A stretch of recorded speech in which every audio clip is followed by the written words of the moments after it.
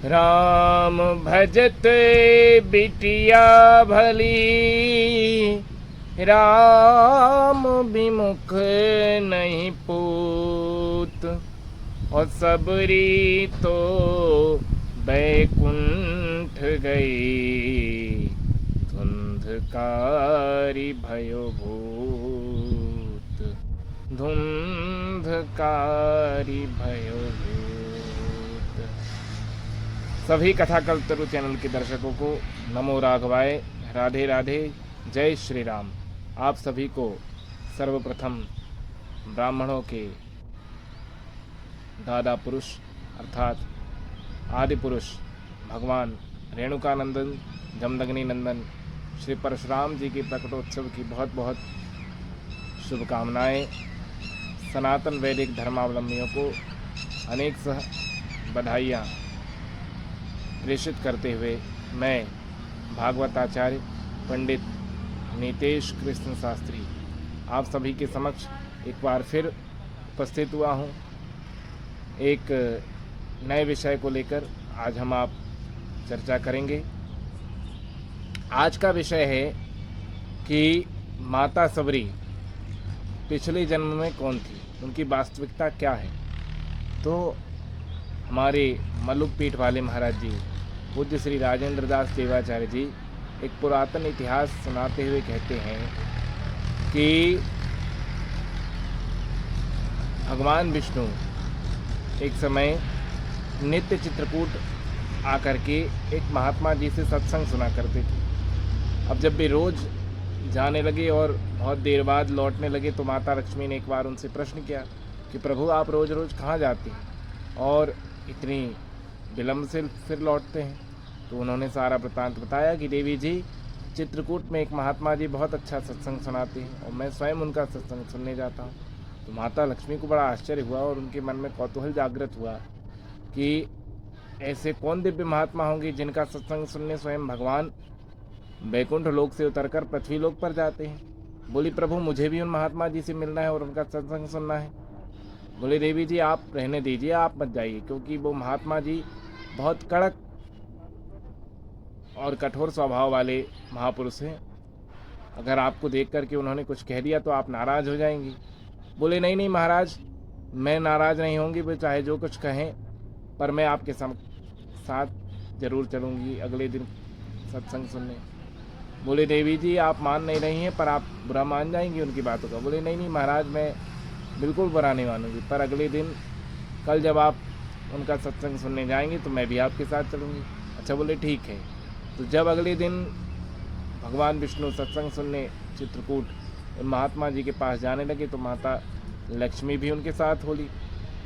अब जैसे ही विष्णु लोक से धरती लोक पर भी उतरे और चित्रकूट की पावन धरा पर उन महात्मा जी के आश्रम में उन्होंने पदार्पण किया तो दूर से ही वे महात्मा जी माता लक्ष्मी को साथ देखते हुए चिल्ला पड़े, अरे दूर रहो दूर रहो दूर रहो, मैं तो तुम्हें अकेले को सत्संग सुनाता था, तुम किन माई दाई को ले आए। ये सब स्त्री माया रूपिणी है, ये सब माया रूपी प्रकृति की मूल है। इनके आते ही बड़े बड़े महात्माओं के मन में भी क्षोभ पैदा हो जाता है। नहीं नहीं नहीं, इन माई दाई को ले जाओ, अन्यथा मैं तुम्हें सत्संग नहीं सुनाऊंगा। तो माता लक्ष्मी को बड़ा बुरा लगा कि मेरे कृपा कटाक्ष के लिए बड़े बड़े देवलोक के देवता, बड़े बड़े सिद्ध महापुरुष, गंधर्व चारण किन्नर मेरी स्तुति करते हैं, विनती करते हैं कि मैया एक बार मेरी ओर देख लो तो हम भी निहाल हो जाएं। क्योंकि माता लक्ष्मी की विशेषता है कि वे जिसकी ओर देख लें तो वह निहाल हो जाता है और वे जिसकी ओर से अपनी दृष्टि हटा लें वह बेहाल हो जाता है। तो बोले बताओ, मैं इनके समक्ष आई हूँ इनका सत्संग सुनने, इन्हें दर्शन देने, और ये मुझे भगा रहे हैं। पर सोची बड़ी अद्भुत विशेषता है इन महात्मा जी में। भाई लक्ष्मी को सामने आकर देखते हुए कोई ठुकरा दे तो वो बहुत बड़ा महापुरुष है। और लक्ष्मी ही त्याग ही चाहती है। जो लक्ष्मी के पीछे पीछे दौड़ते हैं लक्ष्मी उनसे अपना पीछा छुड़ा के भागती है, और जो लक्ष्मी को ठुकरा देते हैं तो माता लक्ष्मी उन त्याग मूर्ति के पीछे पीछे हो लेती है। समुद्र मंथन की कथा में यही तो संकेत है कि सारे असुर देवता ऋषि मुनि उन्हें चाहते थे तो उन्होंने किसी को नहीं चाहा, पर भगवान विष्णु ने उनकी आकांक्षा नहीं की तो उन्हें भगवान विष्णु पसंद आ गए। तो लक्ष्मी केवल त्याग करने वाले पर रीझती, तो वे उन महात्मा जी पर बड़ी प्रसन्न हुई। कुछ भी हो, चाहे दूर बैठ के सुनना पड़े, पर इनका सत्संग तो मैं सुनूंगी। अब माता लक्ष्मी के लिए भगवान ने जैसे तैसे उन महात्मा जी से विनती प्रार्थना करके उन्हें अनुमति दिलवाई कि ये दूर बैठकर ही आपका सत्संग सुन लेंगी।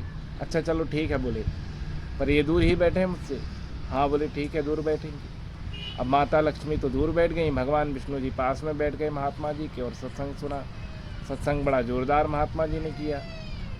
माया क्या है, प्रकृति क्या है, भगवान का भजन कैसे करना चाहिए, भक्ति का मूल क्या है, और भगवान किस से रीझते हैं, किस पर रीझते हैं, इन सभी विषयों पर महात्मा जी ने बड़े गूढ़ार्थ से और बड़ी गहराई में उतर कर जब प्रवचन किया तो माता लक्ष्मी भी उन पर रीझ गई। बोले चाहे कुछ भी हो, ये महात्मा तो बड़े अद्भुत हैं, चाहे रोज़ दूर बैठकर सुनना पड़े पर रोज़ इनका सत्संग सुनने आया करूँगी।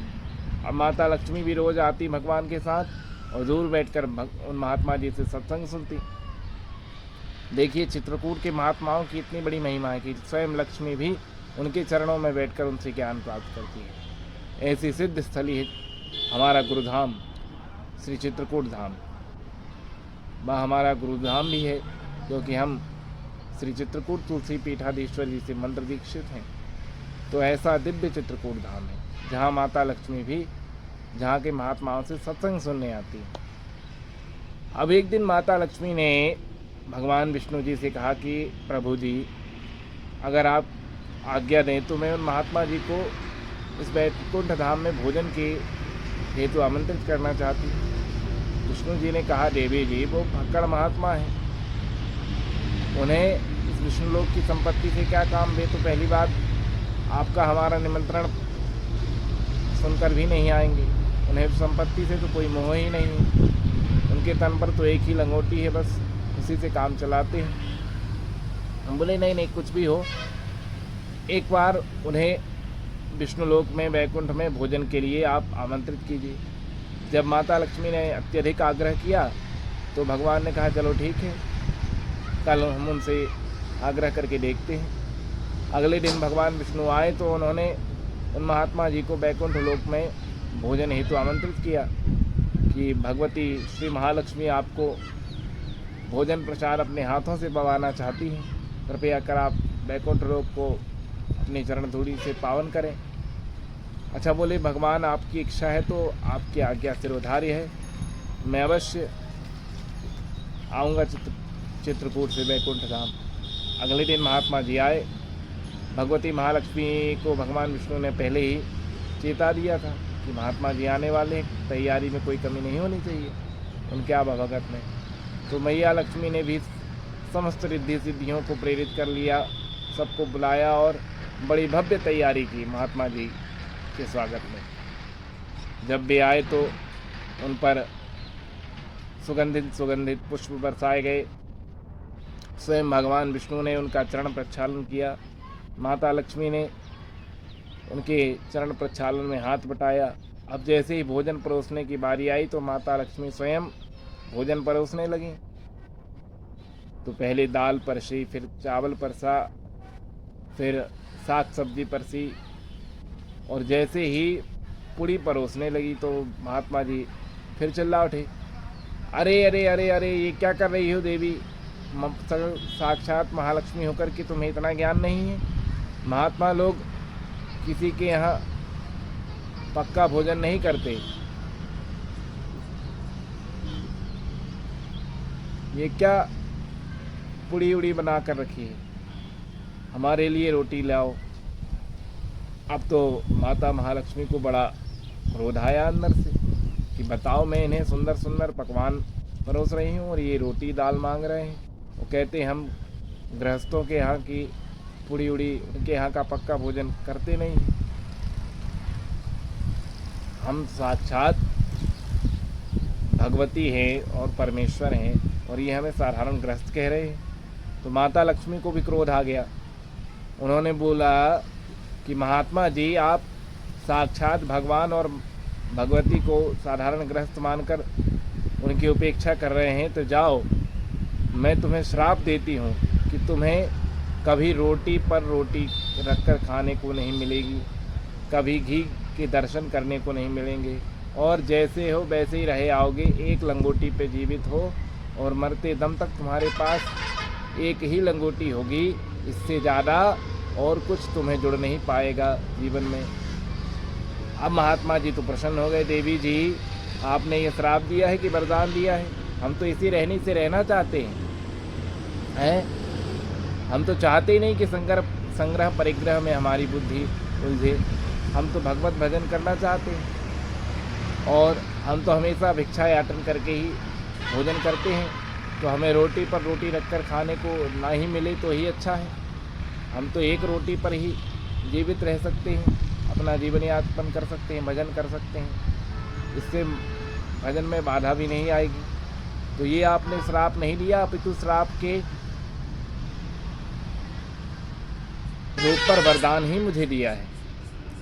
अब तो माता लक्ष्मी बड़ी आश्चर्यचकित हुई कि बड़े अद्भुत महात्मा हैं, श्राप को भी वरदान मांग रहे हैं। देखिए, महात्माओं की यही विशेषता है कि कोई उन्हें गाली बके, कोई उन्हें प्रताड़ित करे, कोई उनकी निंदा करे, तो वे उसे भी अपनी प्रशंसा ही मान लेते हैं, क्योंकि वे निंदा और प्रशंसा से, मान और अपमान से ऊपर उठे हुए होते हैं। तो उन महात्मा जी ने भी ऐसा ही किया, पर उन्होंने भी कहा कि देवी जी, आपने हमें अपने निवास स्थान पर निमंत्रित किया और हम तो कहीं आना जाना चाहते ही नहीं थे, आपने ही हमें आग्रह कर कर बुलाया और फिर यहाँ अपने घर बुलवाकर हमारा अपमान किया है। इसलिए हम भी आपको श्राप देते हैं कि आपको भी अपने एक अंश से शबर जाति में, शबर कुल में उत्पन्न होना पड़ेगा, और वहाँ जब आप महात्माओं की खूब रचपच कर सेवा करेंगी, उनके चरण धोएंगी, उनके आश्रम को बुहारेंगी, साफ करेंगी, कुटिया उटिया सब उनकी व्यवस्था बनाएंगी, उनकी खूब सेवा करेंगे, तब जाकर आपको अपने पति श्री नारायण जी के दर्शन होंगे। तो आपको ऋषि महात्माओं के साथ रहकर ऋषि महात्माओं का आदर सत्कार करना सीखना पड़ेगा। इसलिए आपको एक अंश से सबर कुल में उत्पन्न होना पड़ेगा। तो उस श्राप को स्वीकार करके माता लक्ष्मी भगवती तपस्विनी सबरी के रूप में जन्म ली और मतंग मुनि के आश्रम में रह करके उन्होंने भगवान की राह निहारी और 1000 वर्षों तक भगवान की प्रतीक्षा करती रही, ऋषि मुनियों की कुटिया में झाड़ू लगाती रहीं और सेवा जागता सब करती रही। तब उन्हें भगवान के दर्शन हुए और उनका नित्य प्रति नियम था कि फूल बिछाती थी और भगवान की प्रतीक्षा करती थी। कैसे प्रतीक्षा करती थी? तो हम सभी भजन में गाते ही हैं कि भीलिनी करती रास्ता साफ, मेरे घर राम पधारेंगे, स्वयं भगवान पधारेंगे। अरे भीलिनी करती रास्ता साफ, मेरे घर राम पधारेंगे, स्वयं भगवान पधारेंगे। ऐसे जब उन्होंने भगवान की खूब प्रतीक्षा की और ऋषि मुनियों की खूब सेवा की और अपने गुरु मतंग मुनि के वचनों पर अटल विश्वास जब किया, तो 1000 वर्ष बाद जब 1000 वर्ष तक वे ऋषि मुनियों की सेवा करती रहीं, तो भगवान श्री राम ने उन्हें आकर के स्वयं दर्शन दिए। तो सबरी जी कौन हैं? पिछले जन्म में माता लक्ष्मी ही श्रापित होकर एक अंश से सवर कुल में जन्म लेकर भगवती तपस्विनी सबरी बनकर आई हैं। तो बस इतना ही निवेदन करते हुए, और जैसे सबरी जी की अपने गुरु में निष्ठा थी, वैसे हमारी आपकी भी गुरु चरणों में निष्ठा हो, उनके वाक्यों में निष्ठा हो और अपने जीवन में गुरु अवश्य बनावें, क्योंकि गुरु तो भगवान को भी बनाना पड़ा।